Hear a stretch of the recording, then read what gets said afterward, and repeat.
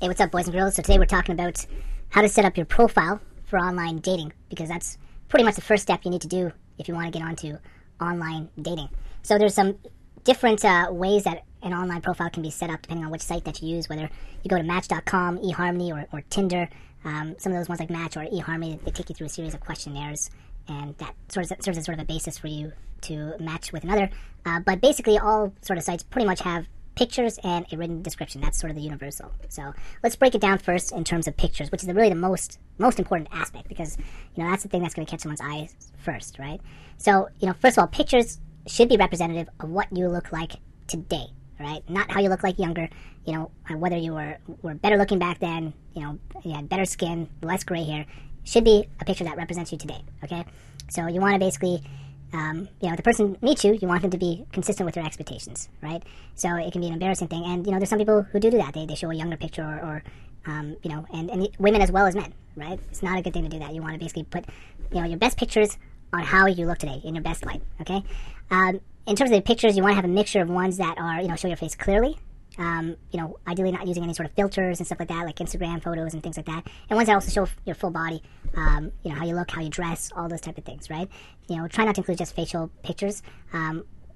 We as men know that when sometimes, surfing through online profiles, when we tend to see facial pictures, maybe the person's not comfortable with their body, right? A lot of guys might be particular about a woman's weight and selecting a person that they want to be with, which is fair, because women will also look for particularly a guy's height and other physical attributes as well. And when you see like a picture that's all facial pictures, you're thinking, okay, she's probably not necessarily that in great shape, right? So you need to show that, and you need to be comfortable with that, right? You got to be comfortable, because at the end of the day, for someone to like you, you got to like yourself first, right? Whoever you are and what you are. So show pictures that show your face and your full body and all those type of things, right? Also having pictures with others, where you're with other people and friends, and smiling, having a good time. Those are important because it shows that you're not socially inept, that you have friends, you can go out, you're fun, right? And that's not necessarily always the case when people go online. Some people go online and they could be socially inept. You could be a psycho. They want some sort of reference point that you're a cool guy. You're a normally socially adjusted person, right? And that's not why you're going online. You're not going online because you can't deal with people otherwise. But maybe you're looking for a different avenue. Maybe you're too busy with your career or whatnot. But it's not because you lack social skills, and you want to be able to depict that, right? If you can also get pictures done by a professional photographer, that doesn't hurt either, right? Professional photographers are meant to present people in their best light and do a good job with that. And, ideally, the photos are not overly photoshopped afterwards. You still want it to be represented of you. But, a good professional photographer, if you ever had, headshots done, professional headshots, not a bad idea to put those up, because it shows you in your best light, combined with an iPhone photo, which, shows you sort of in your everyday, how you look, right? A couple other areas with pictures can be a little bit controversial, a little bit risque, is, showing pictures which show a little bit too much skin, and ones that show you with other women. So we'll talk about pictures that show a little bit of skin. This usually works a lot better with women, but with men, it can sometimes seem like you're trying too hard, right? If you got a picture where you're shirtless, or in a tank top, or you're flexing your abs, or something like that, right? It can be pulled off, but you have to make it look natural, that you're not putting too much effort. And most importantly, you gotta make sure you are in really good shape. If you're not in that great shape, it's gonna look kind of cheesy and stupid and bad, right? A better way to probably do it is to have a picture where you're wearing a tight-fitted shirt, which shows that you're in shape, but you're not really trying to show that, right? Let her want to have the curiosity of what do you really look under that, but she knows you're in shape, she knows your workout, right? But, it can be done, right? Don't get me wrong, this can be done. It's good with some of these more risque pictures to do sort of like a trial testing, an A/B testing, which you put those pictures up, see if your response improves, take them down, see if your response improves. It's the devil's in the details on how they're done, and if it looks good on you, right? Some guys who are muscular, they can look really intimidating, actually, more than sexy, if they're really built and maybe it's not, the best picture. You can look more intimidating than attractive, right?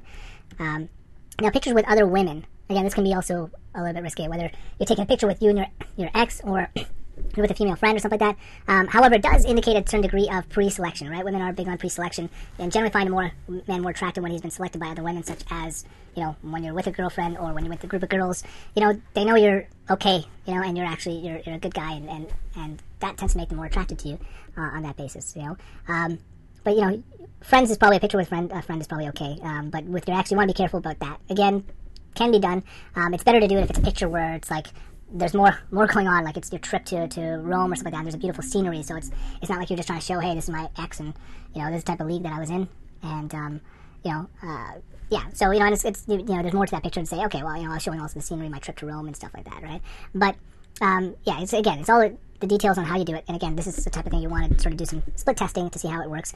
Definitely don't put that in your main profile picture. Put it in your secondary pictures where people can see more about you, right? So yeah, so those two areas, split test them using pictures, whether you want to show a little bit more skin or pictures with other women. Now, in terms of your written profile, now here's the reality.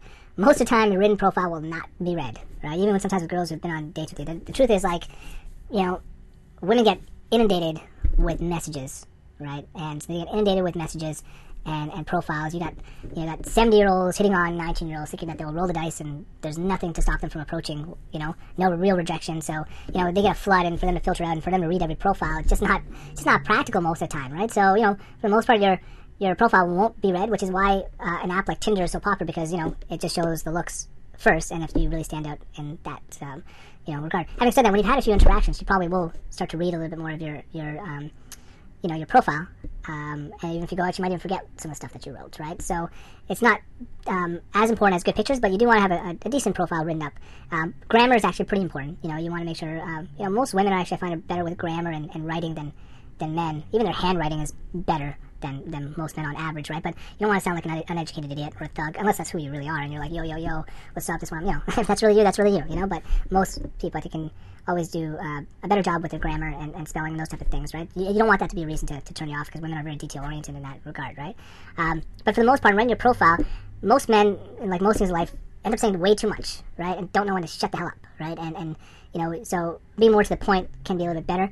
And you want to leave something a little bit to the mystery and imagination. Let her want to unravel what you do, find out what you do, and you don't necessarily have to put it out there exactly what you do. Let her have that sense of intrigue, right?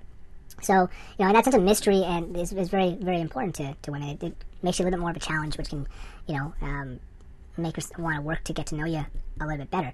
Now, the wording that you use in your profile can be very particular. There's ways that you can use that, which is why a book like 50 Shades of Grey has become so popular. That's practically porn for women. Like, romance novels are porn for women, right? Like, you don't see women really looking at, like, Playgirl. Playgirl is more mainly for gay men, because men are more visually stimulated, where women, they're more about the story and, the imagery behind something. And so, like, romance novels are pretty much porn, right? So, so there's ways you can actually use your words to be more, seductive, even from just reading your profile. And a good person to look at is Ross Jeffries, who really sort of started the whole pickup artist community, in that he uses NLP, neuro-linguistic programming techniques, which in his particular segment, there's certain word associations that we have, and he uses them in a way very subliminally, right? He'll like be describing a feeling, and he says, I don't know if that's above you or below you, right? And below you is like you hear the word below you consciously, but it's sort of or it's above you or below me, right? Like you're hearing kind of subliminally below me, right?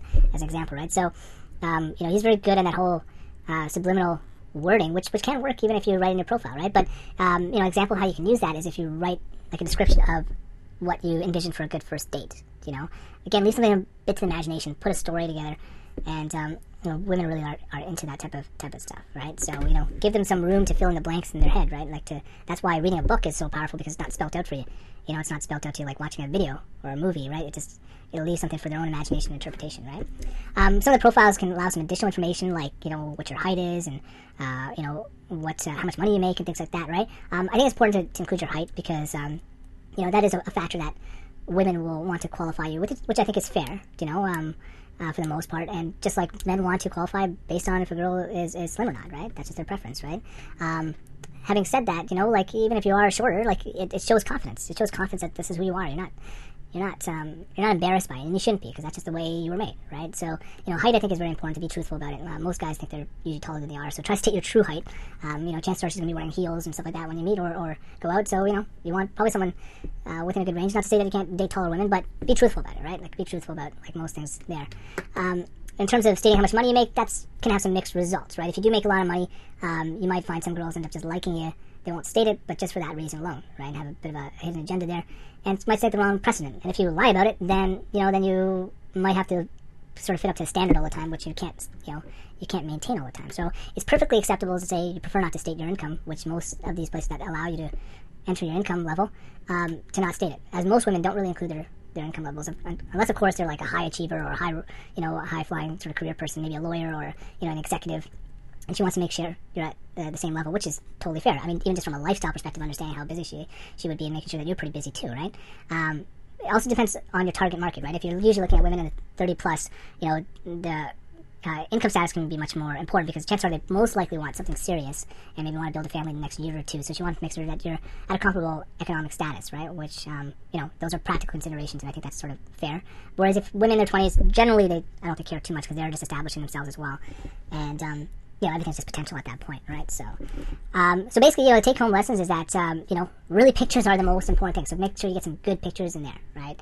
Outlining some of those pictures, like a combination of you with people and dress well, full body shots and things like that, right?